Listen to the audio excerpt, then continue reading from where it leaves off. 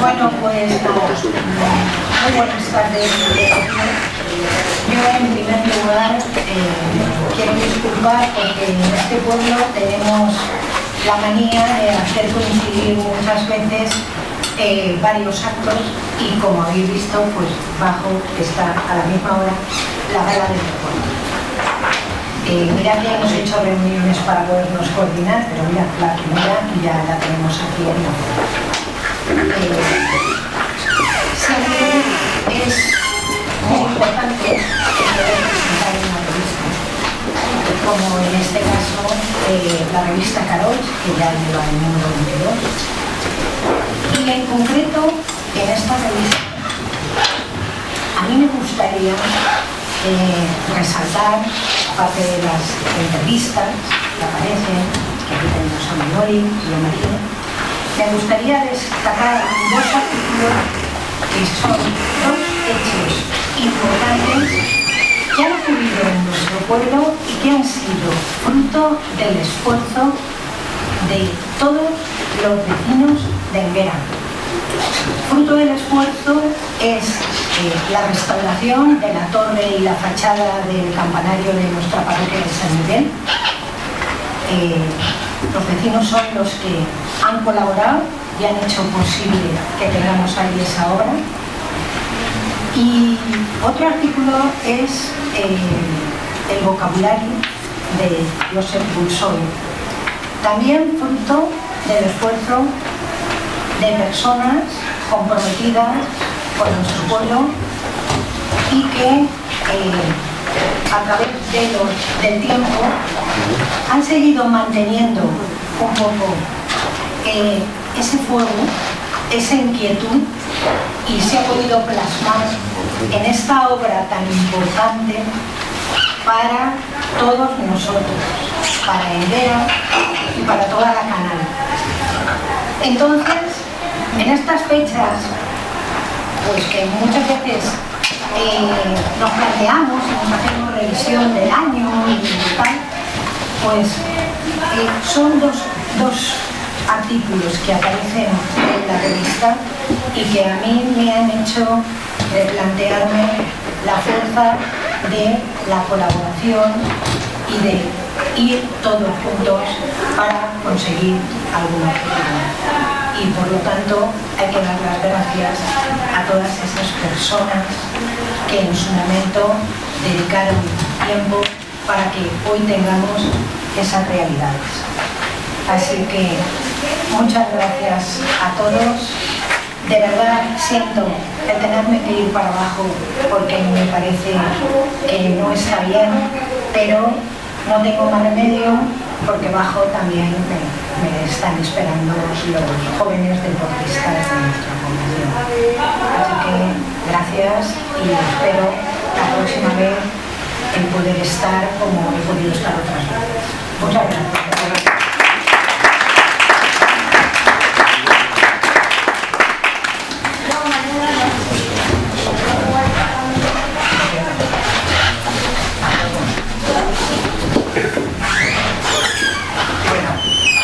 Buenas tardes, ya estoy otra vez aquí en esta sala, ya una vieja conocida. Sí, como estoy acostumbrada a dar clase, pues levando la botella me cuesta. Bueno, ahora se oye mejor. Bueno, buenas tardes y en esta sala, que ya es una vieja conocida, muchos ya son viejos amigos, y nada, quería dar las gracias al Ayuntamiento por una vez más permitirnos esta presentación. Creo que hay aquí algún representante y por tanto doy las gracias igualmente, aunque Martí se haya tenido que salir.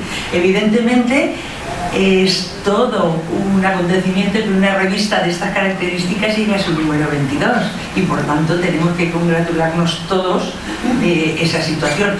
Recordar que es una revista muy centrada en estudios del Caroch y eso significa que para todos nosotros es muy importante cualquiera de los artículos que se hacen en ellos. Cada uno tiene especial predilección por ellos, pero todos contribuyen a la vida cultural de nuestro entorno. El primero de los artículos es de David Garrido, La Canal de Navarrés en tiempo del Al-Ándalus, de Yud Beni Gatil. Es un estudio sobre toponimia de nuestro entorno y centrada especialmente en el siglo XIII. Evidentemente, como cualquiera de todos, merece una lectura muy detenida. El siguiente artículo, de Pedro Gariña, restauración de la fachada principal de la torre campanario de la parroquia de San Miguel Arcángel de Higuera, un proyecto de preservación patrimonial. Y en este caso, como ya he hecho en otras ocasiones, me gustaría recordar la necesidad de preservar nuestro patrimonio, de ponerlo en valor cuando no es, y sobre todo que en este caso, a pesar de lo que dice el artículo sobre la urgencia de esa intervención, el resultado final ha sido muy positivo, tal como ha dicho Mati, por la colaboración de todos, y eso ha significado que ha tenido un final el mejor que podía ser, y por tanto, al menos de momento, el patrimonio sigue preservándose. El siguiente artículo es de Carmela Cerdá. ¿Somos los únicos que se dan cuenta de la magnitud de la barbaridad? Llegaron a la canal para apropiarse del sol. Este es un artículo totalmente diferente y habla sobre un fenómeno que se está dando mucho en la actualidad. Son la instalación de enormes campos de placas solares y que evidentemente en muchos casos se hace sin contar con el entorno, que posiblemente las consecuencias no sean las más deseables, pero en cualquier caso es difícil en el tiempo en el que vivimos en muchas ocasiones cortar este tipo de actividades o de negocios, especialmente en el que intervienen grandes empresas. El siguiente artículo de Fidel Pérez Barberá, él habla de Villares. Es un artículo imprescindible para la Canal de Navarrés, en donde pone en valor el dialecto de Millares, sus especiales características y sobre todo, hay que resaltar una vez más, que esa idea peyorativa que durante muchos años han tenido las hablas de los pueblos, pues es necesario eliminarlas definitivamente, y todo lo contrario, pensar que las hablas corresponden al espacio que los han construido los hombres y las mujeres que viven en esa zona, y por tanto son perfectamente defendibles culturalmente. El último artículo es David Casasas, de la Universidad... el siguiente artículo es de Emili Casanova, de la Universidad de Valencia, El vocabulario de Enguera y la Canal de Navarrés, de Josep Pulsoy. En realidad se trata de la presentación que hizo cuando se hizo la presentación del vocabulario de Pulsoy, pero los que tuvimos la suerte de estar en esa presentación, pues ahora nuevamente podemos leerlo con mucho más detenimiento y disfrutar de lo que oímos en su momento y poder profundizar mucho mejor. Y el último artículo ya es de David Casasas, de la Universidad de Barcelona, Políticas al servicio de la vida, marcos conceptuales y dispositivos institucionales. En realidad se trata de un alegato en defensa de las democracias, en donde la clave, desde mi punto de vista, de todo el artículo es la palabra todos, y que en realidad la palabra todos debe ser la clave de cualquier democracia. Si una democracia es excluyente o deja parte de la sociedad fuera de esa democracia, evidentemente no es una democracia. Y es un artículo muy interesante, insisto, con una clave fundamental que es la palabra todos. En esta revista también tiene una labor fundamental Marta Antares, que ilustra ese cuaderno, y se trata de un artista multidisciplinar, y además me atrevo a afirmar que solo con el visionado de las imágenes de la revista ya podemos ver que es un artista que es capaz de dominar muchas de las técnicas que por tanto merece la pena conocer su obra. Y me he dejado, evidentemente de manera deliberada, el artículo que firmé yo misma y Maite Moyán, mi hermana, que es una entrevista que le hicimos a María Palau, que está aquí a mi lado, con motivo de la publicación de este libro, Indignas Hijas de la Patria, que es un libro que es el resultado de la cuarta beca Josep Torrent de la institución Alfonso Magnánimo y la Unión de Periodistas de Valencia. Un libro que ha tenido mucho éxito y que además es fundamental para el estudio del siglo XX y para el estudio del franquismo. Hay que recordar que este libro se basa, en realidad el subtítulo es Crónicas del Patronato de la Mujer, del Patronato de Protección de la Mujer en el País Valenciano. La primera cosa, ahora María explicará mucho mejor qué es lo que han investigado y cómo, pero la primera cosa que a todos nos llama la atención, o mucha gente, es que todos aquellos que no éramos estrictamente estudiantes de historia y conocedores de la historia, para la mayor parte de la gente ese patronato ni siquiera existía. Saco esto a colación porque en muchas ocasiones hemos oído frases como ya están otra vez con el franquismo, estudiando el franquismo, pero primero, como historiadora, repetiré una y mil veces que es necesario estudiar todas las épocas de la historia y revisar absolutamente todas. Sobre todo para que no queden como valores aquello que en realidad en muchas ocasiones han sido errores. Es decir, una institución como esta, el Patronato de la Mujer, pues puede interpretarse como de protección, etc. Pero María nos explicará que, bueno, que no era exactamente la función de este patronato y por tanto insisto en que es absolutamente necesario revisar la historia una y mil veces, todas aquellas veces que sean necesarios, que para eso estamos los historiadores y para eso están los investigadores. En este caso María es periodista y por tanto es necesario revisar todos y cada uno de los acontecimientos. No es necesario con que alguien en el siglo, a mediados del siglo XX dijera que una verdad es inamovible. Evidentemente en historia no es así y hay que revisarlo una y mil veces. Por tanto, el resultado final de este trabajo es magnífico y por tanto no podía por menos de tener éxito este libro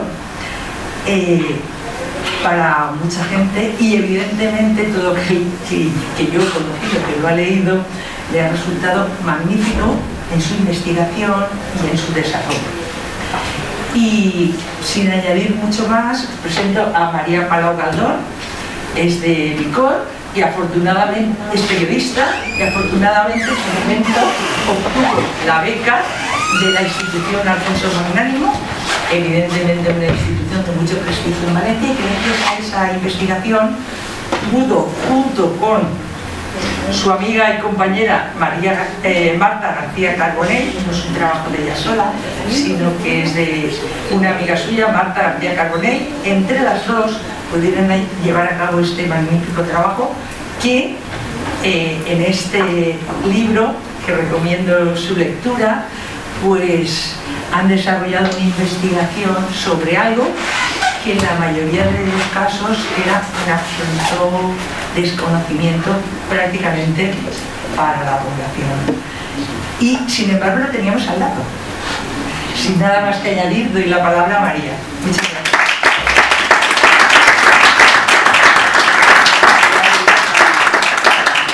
Bueno, ¿así se me escucha bien? No, te pases. Bueno, si no me lo un poquito. Vale. Bueno, muchas gracias a Noria, al instituto, al ayuntamiento, también muchas gracias por invitarme. Y lo ha comentado Manoli, este libro no es un proyecto exclusivamente mío, lo hago con mi compañera Marta García Carbonell, que por cierto también está vinculada hasta cierto punto con Vicor. Ella ha ido ahí algunos veranos antes de que nos conociésemos. Y cuando hablamos del libro, cuando hablamos sobre el patronato de protección a la mujer, siempre nos gusta empezar haciendo una pregunta al público. Yo no sé si vosotros y vosotras conocíais hace un año, año y medio, qué era este patronato de protección a la mujer. ¿Vale? Hemos hecho que no, suele pasar, no sé.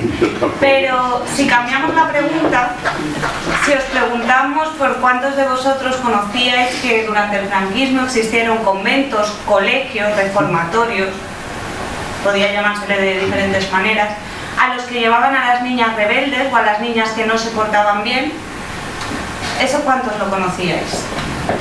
Tenemos una mano por ahí, podéis levantar la mano,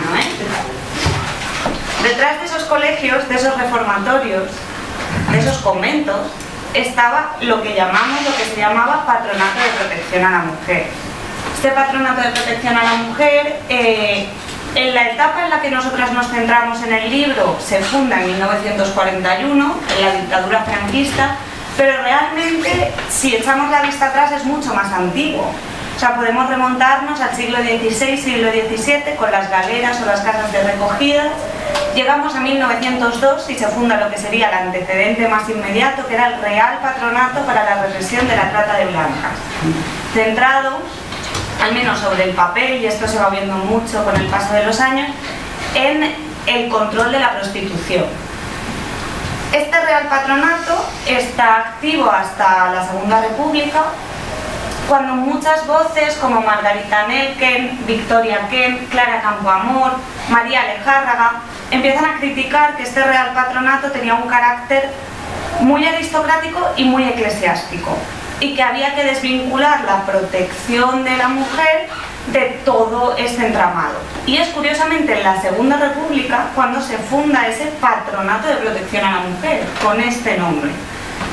Nosotras no tenemos mucha información sobre el patronato republicano, al final estamos hablando de que había una institución dedicada específicamente a las mujeres, cosa que no ocurría con los hombres y que probablemente esa colaboración con la Iglesia, esa colaboración con los conventos, ese encierro de las mujeres se seguía produciendo también en la República. Es una información que todavía no tenemos, entonces no hablamos mucho de eso porque nos falta muchísima documentación. Y en 1941 la dictadura recupera el nombre republicano, pero recupera ese carácter eclesiástico del primer Real Patronato. Se funda por un decreto de 6 de noviembre de 1941 en el que se habla de dignificación moral de la mujer, especialmente de aquellas más jóvenes, para apartarlas del vicio y prevenir su explotación, siempre con arreglo a las enseñanzas de la religión católica. Esto es lo que se estipula en el decreto. ¿A qué se referían? Se referían a la persecución de la prostitución clandestina, pero ojo, prostitución clandestina de menores de edad. Según ese decreto, de chicas entre 16 a 25 años, porque para las mujeres esa mayoría de edad que realmente estaba en los 21 se amplía hasta los 25 si no te casas o si no entras en una orden religiosa femenina. Bueno, esto es solo sobre el papel, como ese primer Real Patronato.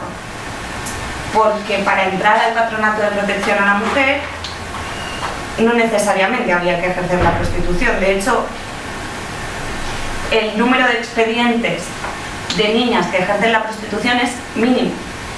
En el patronato se encierra a mujeres no de entre 16 a 25 años.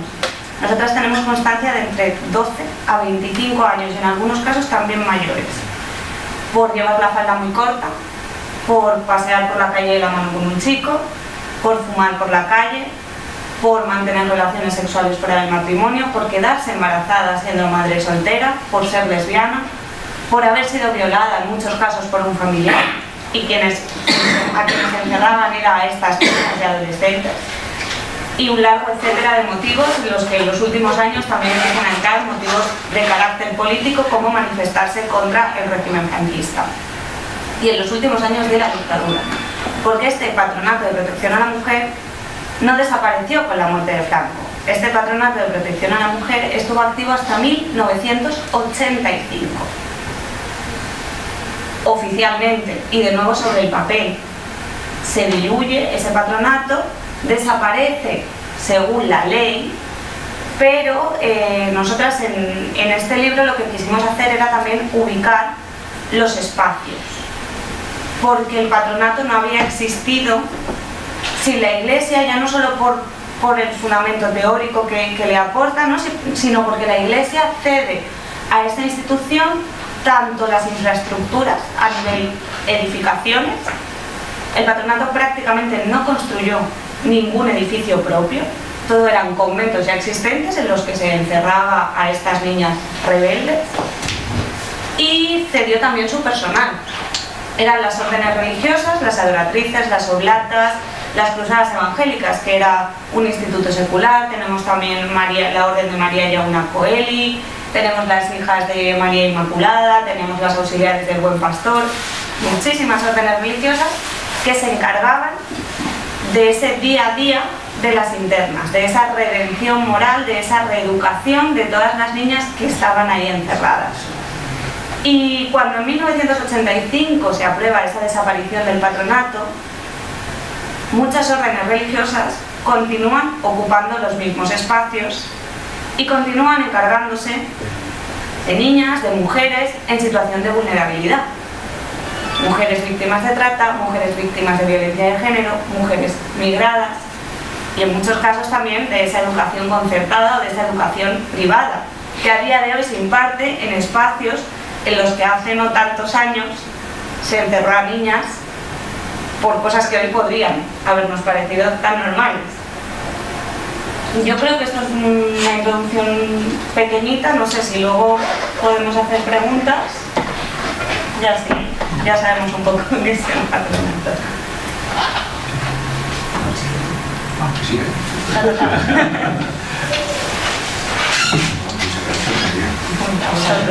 No, porque el tema que ella aborda con su compañera y amiga en el libro, ¿no?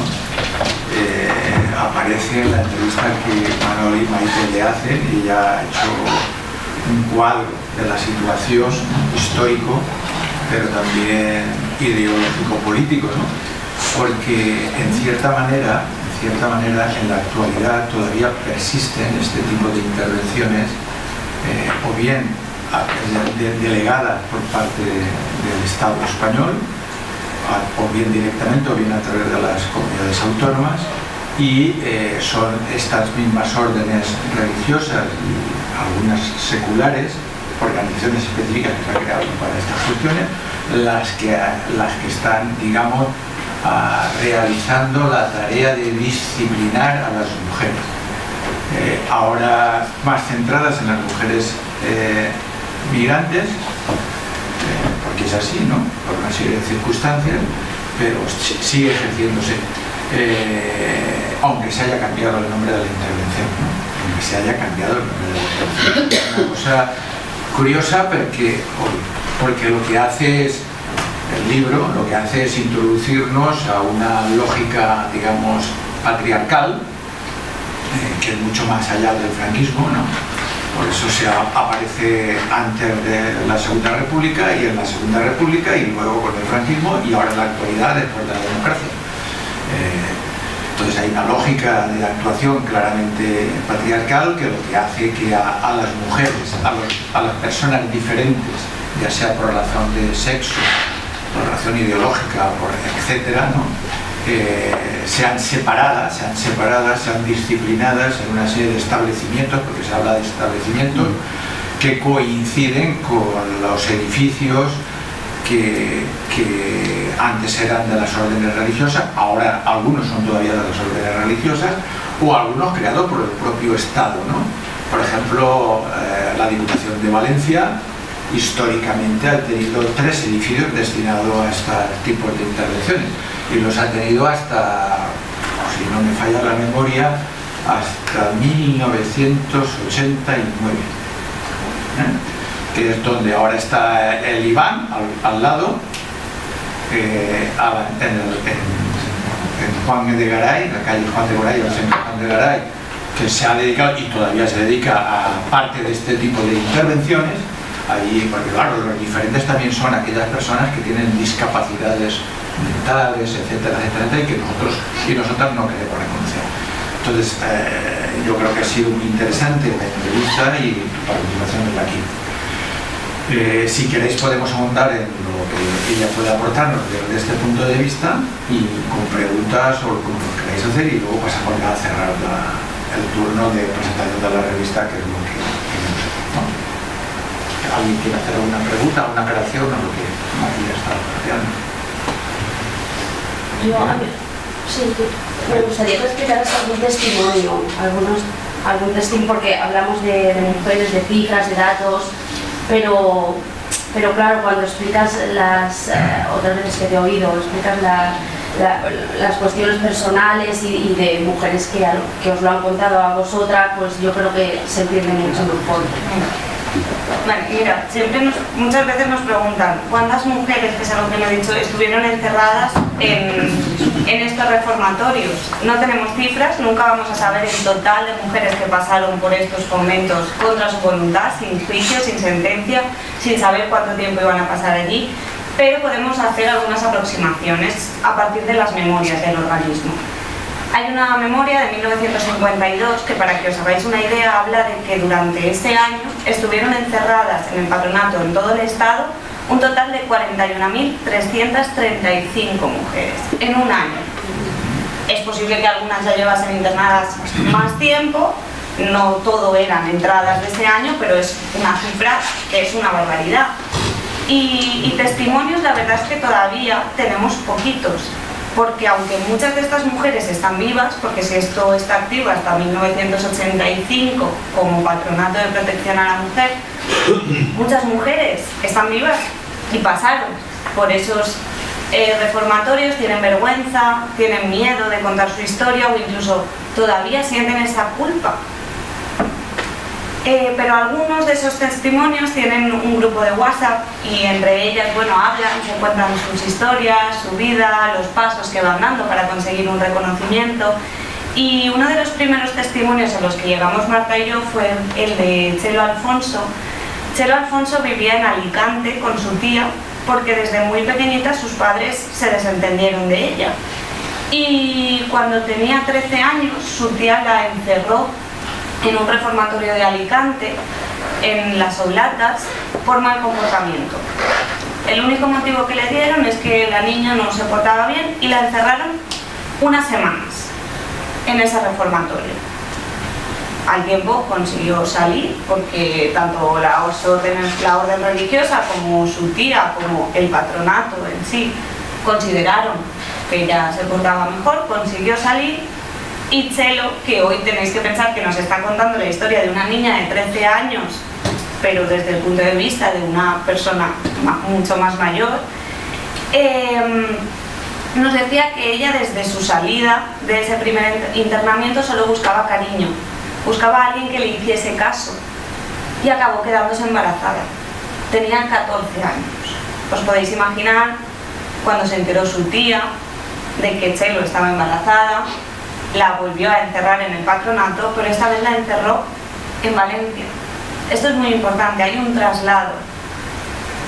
Tenemos que pensar que son niñas, adolescentes, encerradas en una ciudad muchas veces que no conocen, porque de Alicante a Valencia, bueno, aún tienes alguna forma quizá de conseguir llegar, pero estamos hablando de que a niñas de Madrid se las llevaban a Barcelona o se las llevaban a cualquier otra parte para que en caso de fuga estas niñas no tuviesen a dónde acudir, no tuviesen a quién preguntar y por tanto acabasen volviendo ellas mismas por su propio pie del reformatorio. A Chelo la trasladan aquí a Valencia y la encierran en Las Oblatas, que están en la calle Pascual y Genís. Allí está nada, unos meses, hasta que la trasladan al Santo Celo. El Santo Celo era una maternidad, pero no dependía del patronato.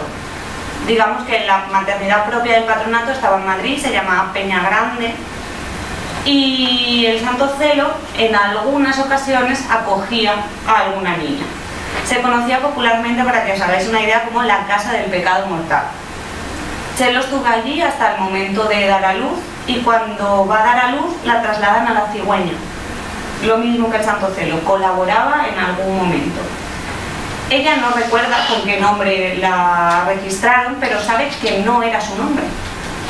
Sabe que el nombre con el que se hace el registro era el de otra mujer. que por la situación en la que estaba de parto, no puede recordar. Cuando despierta de la anestesia, pregunta por su bebé y una monja le dice que ha sido un niño, pero ella nunca ha visto a ese niño. A día de hoy, Chelo se ha inscrito en absolutamente todos los blogs que se ha encontrado, todas las asociaciones de bebés robados, ha hecho 1048 gestiones y no ha conseguido encontrar a su hijo, todavía hoy.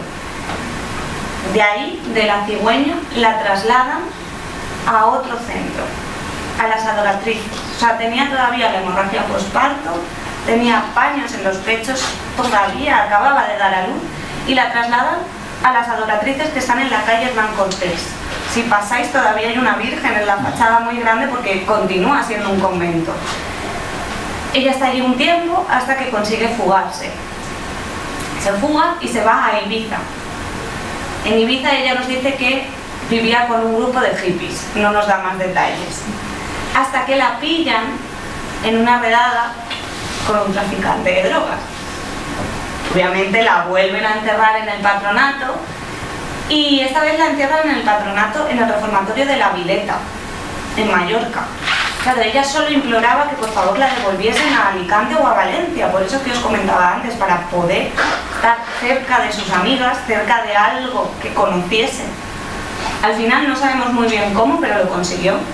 La trasladaron otra vez a Valencia, de donde se volvió a fugar. ¿Qué pasaba? Ya era en todo este periplo, ¿no? Ya estábamos en el año 1978, la mayoría de edad había cambiado, Chelo tenía 18 años y por mucho que la buscaron, por mucho que su familia intentó encontrarla, fue absurdo porque no pudieron hacer nada. Ella ya era mayor de edad y aunque el patronato seguía existiendo y seguían enterrando a niñas mayores de 18 años, en el caso de Chelo se pudo salvar. Para que os hagáis una idea de la huella que el patronato, porque estamos hablando de torturas, estamos hablando de un adoctrinamiento constante, estamos hablando de suicidios dentro de estos reformatorios, de robo de bebés, por supuesto, de trabajo forzado también.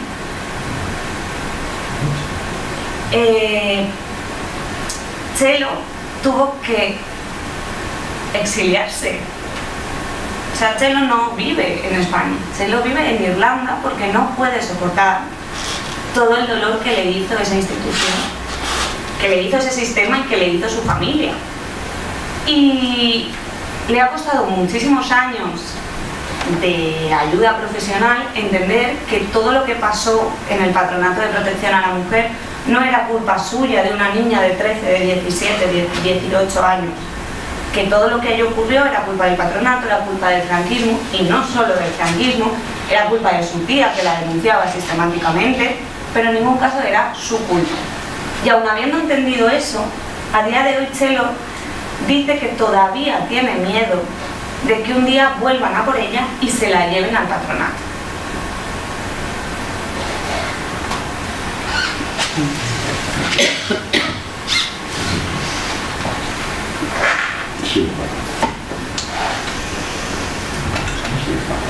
Lo que has apuntado sobre el bebé que tuvo, tendría que haber un registro porque hasta el año 84 sí que han habido muchas personas que tuvieron hijos y se los apartaron, ¿no? Porque eran pecadores. Esos registros deben constar en algún sitio. Claro, el problema es que Chelo recuerda que sí que se le registró, pero con un nombre falso. Ella recuerda que no era su nombre, pero es incapaz de recordar qué nombre era. El problema que sufrió también en la guerra civil cuando terminó en ventas, ¿no? Que hay un libro también muy bueno que es La dormida de Dulce Chacón, donde se denuncia esto también. Y claro, esa crueldad de separar por ser pecadora, entre comillas, es muy grave. Pero tiene que haber unos registros y hay gente que tiene que responsabilizarse. Los registros están el problema de los registros es que el registro está puesto el nombre de una mujer que es la que va a recibir el niño o la niña, como si ella lo hubiera parido.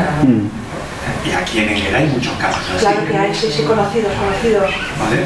Entonces es imposible rastrear eso, a no ser que la familia, entre comillas, receptora haya querido dar esa información, pero es muy difícil, muy difícil. Bueno, en muchos casos, además, algún historiador se ha constatado la destrucción sistemática de esos archivos y además de manera deliberada para evitar consecuencias precisamente entre la gente que intervino en eso. Y uno de los casos más flagrantes que hay en la comunidad valenciana precisamente es la cigüeña, que fue una de las razones por las que cerraron esa clínica en su momento. No sé si recordáis, pero fue un escándalo precisamente por eso, porque era una práctica, digamos, relativamente habitual. Y precisamente cuando se cerró se hizo con la idea de destruir todo y efectivamente no se han conservado los archivos. Como me interesaba. Efectivamente. Entonces, si ni siquiera sabes el nombre, con lo cual no lo puedes buscar en el registro civil, porque claro, el niño se había registrado con el nombre de esa madre, pero ni siquiera en el registro civil, que es a lo único que te puedes acoger. Si no recuerdas el nombre, no puedes. Todos los registros de la cigüeña han desaparecido. En muchos casos, como ha dicho Pep y como ha dicho María, son prácticamente imposibles. Lo que está haciendo la gente es lo que ha dicho María, que es apuntarse a determinados foros, etcétera. Están intentando conseguir un banco de datos, pero también hay muchos obstáculos. Y para que su hijo esté en el banco de datos, lo primero que tiene que hacer es el querer. No todo el mundo quiere, y está en su derecho. Además, en este caso, quiero decir, una vez en la situación que está, puede decidir participar o no, porque evidentemente desde el 78 es una persona más que adulta, ¿no? Y hay gente que sí que lo quiere por la razón que sea, y otras gentes que consideran que no. Entonces, en muchos casos es prácticamente imposible. Lo están intentando las propias familias afectadas, porque hay muchos casos más, no solo del patronato sino por otras circunstancias diferentes, y muchos historiadores están intentando, pero en la mayoría de los casos se encuentran, yo conozco a algún historiador que ha entrado en ese trabajo, se encuentran con la destrucción sistemática de los archivos, no solo de la clínica La Cigüeña, sino otras diferentes. Y eso es una realidad. ¿Alguna cosa? Es cierto que cuando las familias llevaban a sus hijas a estos centros, ¿perdían la patria potestad sobre ellas? Sí, claro. Tienen que firmar la cesión. ¿Pero ellos lo sabían? No. Esto es algo que realmente ocurre desde que se funda este patronato de protección a la mujer en el franquismo, desde 1941. Muchos padres, no en la totalidad de los casos, pero en una gran mayoría, los padres perdían la patria potestad de sus hijas. Pero es algo que no llega al papel hasta 1952, que es cuando se produce la única reforma legislativa de este patronato. En esa ley se habla, ya se recoge, ¿no?, esa pérdida de la patria potestad por parte de los progenitores, pero es una práctica que ya se venía realizando con anterioridad. El problema es que muchos padres, que en muchísimas ocasiones eran quienes denunciaban a sus propias hijas pensando que en estos colegios, porque los conocían como colegios, y ellos pensaban que en estos colegios podrían encarrilar, ¿no?, un poco a las ovejas descarriadas, que dice Pilar Dasí, que es otra superviviente del patronato, podrían hacer algo de provecho con sus hijas, o incluso que eran unos espacios, unos colegios en los que sus hijas recibirían una formación profesional determinada. Muchos padres lo pensaban así, no sabían tampoco qué era esa institución. Y se encontraban con esa sorpresa de que si conseguían comunicarse a través de alguna carta, a través de alguna visita, que en algún caso podía producirse con sus hijas que estaban ahí encerradas, se encontraban con la realidad de que habían metido a sus hijas no en colegios, ni siquiera en reformatorios, sino en cárceles para menores, en cárceles ocultas para menores. Y hay ejemplos de cartas, de hecho en el libro incluimos uno de cómo los padres arrepentidos piden por favor que sus hijas vuelvan a casa. Hay muchas cartas que hablan de que la madre se ha puesto enferma y entonces la niña tiene que cuidar de la madre y hacerse cargo de la casa, que claro, es un patrón que se repite tantas veces que hasta qué punto en todos los casos era verdad o era una estrategia para intentar que la niña pudiese salir de ese reformatorio. Pero sí, muchas supervivientes cuentan que, bueno, que sus padres se acabaron arrepintiendo de este encierro porque no sabían a dónde llevaban a sus hijas, ni que iban a perder la patria potestad, y las niñas ya no eran sus hijas, eran hijas del patronato y eran hijas del Estado. Entonces, ¿no lo consiguieron? ¿Que salieron? No. En algunos casos lo podían conseguir. Si las monjas pensaban que la niña ya estaba reeducada, claro, tenemos que pensar que hay casos que se alargan durante mucho tiempo, pero en esos reformatorios no se puede tener a las niñas eternamente porque si no, no cabe más gente, claro, ¿no? Van pasando los años y no cabe más gente. Al final, el patronato era una pieza más de todo el sistema de institucionalización para controlar los comportamientos, las actitudes y los cuerpos de las mujeres. Entonces, el patronato era una parada, la cárcel era otra, el psiquiátrico era otra, etcétera, etcétera. Y en algunos casos sí que salían pasado un tiempo, pero en otros o tenían que casarse, porque incluso se concertaban algunos matrimonios, o se hacían monjas, o se fugaban, y en los casos más trágicos, pues muchas se suicidaban. De todas formas, quiero decir, por lo que te estaba diciendo, estaba comentando la chica esta sobre la patria potestad, los padres, la mayoría de padres y madres no lo sabían, eso es cierto, pero había un subterfugio de contar un relato que era en agradecimiento al buenismo de las órdenes religiosas mayoritariamente y de la Iglesia Católica. Entonces se le vendía el cuento, se le vendía la historia a los padres como que iban a redimir sus hijas, que eso no es nada lejano a la actualidad, año 2024, con alguna casuística que yo conozco por gracia de gracia. Por tanto, ese esquema se repite a lo largo de la historia, y con la misma pauta, con el mismo patrón. Son las mismas órdenes que estaba diciendo hace un rato, con las mismas pautas de órdenes religiosas que redimen las penas de esas niñas o de esas adolescentes o púberes para poder ser mujeres el día de mañana, que es mentira, es una inmensa mentira. Podría contar un caso de Palma de Mallorca, por no contar un caso de aquí de la Comunidad Valenciana que algunas personas podría conocerla sin querer, ¿no? Una persona, un chico de una zona de un pueblo de aquí de la costera, se va a vivir a Palma de Mallorca y se conoce a una chica de Palma de Mallorca, en concreto de las islas de Ibiza, ¿no? De Ibiza. Bueno, se aman, se conocen, se enamoran y tienen una niña. Ah, cojones, has tenido una niña. La madre de esa niña dice que son discapacitados los dos y que no están autorizados ni para llevar la educación de esa hija. Ni uno es discapacitado ni la otra es discapacitada. ¿Va? La monja que atiende en el hospital de Palma de Mallorca, que atiende en el parto, se la monta la historia, perdona que habla así, se monta la historia para quitar la hija al papá y la mamá. Le paga un pasaje de avión al papá para que se marche de Palma de Mallorca con el beneplácito de decirle que si no lo denunciará por... se acojona y se vuelve para Valencia. La hija, o sea la mamá, se queda en el hospital, a la semana sale del hospital porque tuvo una hemorragia muy grande y su hija ha desaparecido. Nunca la ve. La ve por primera vez cuando esta niña cumple 18 años y está acogida. Cumplió 18 años hace 2 años, ¿va? Y estaba acogida en una familia no biológica con el beneplácito del Consell de les Illes Balears de menores y no se supo hasta que la abuela paterna, indaga y dice, oh, pues si es mi hija, si es mi nieta, ¿cómo que no tengo que ir a verla?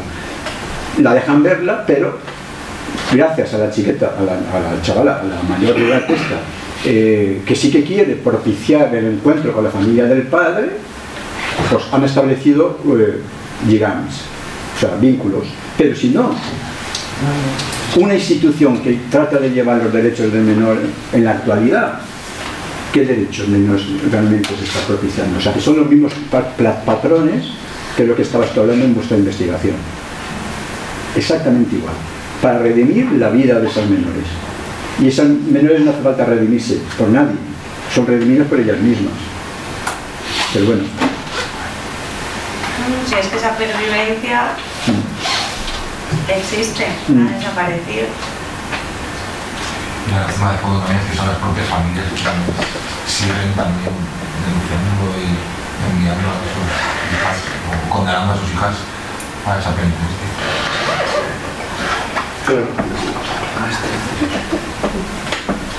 Pero podría ser cualquiera. Podría denunciar cualquiera. Bueno, pues si hay una cuestión más sobre lo que ha aportado María, simplemente agradeceros que estéis hoy aquí. La revista está ahí a la puerta para que consideréis. Hasta la próxima.